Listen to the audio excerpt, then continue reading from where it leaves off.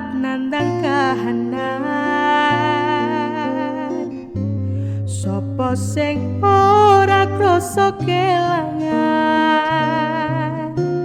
ditinggal pas sayang-sayange, pas lagi jeru-jerune kowe milih dalan liyane. Sopo sing kuat ditinggal lunga, sopo sing atine ora lara, kenangan sing wis tak lakoni tak simpen ning jero ati, dhewe wis ra dadi siji.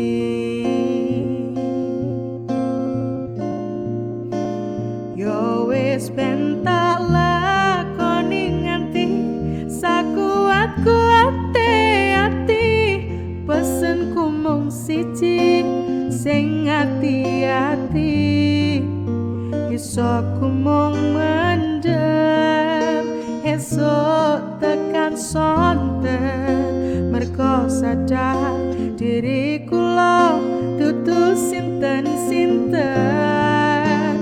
Yo wis ben mung tak pendem rasa sing ana ing jero dada, tetep tak dongano muga urip mulya, iso ku mung nyuwun muga ora ketun cekap semanten matur nuwun.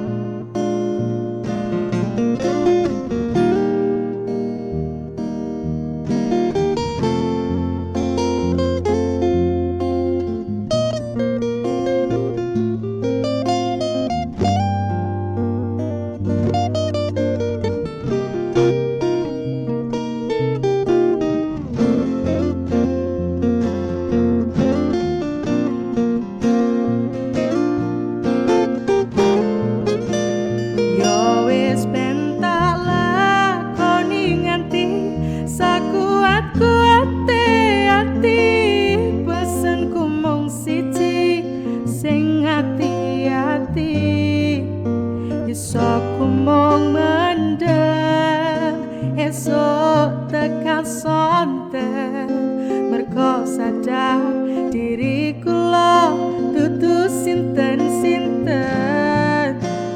Yo wis ben mung tak pendem rasa sing ana ing jero dada, tetep tak dongano muga urip mulya, iso ku mung nyuwun muga ora ketun cekap semanten matur nuwun.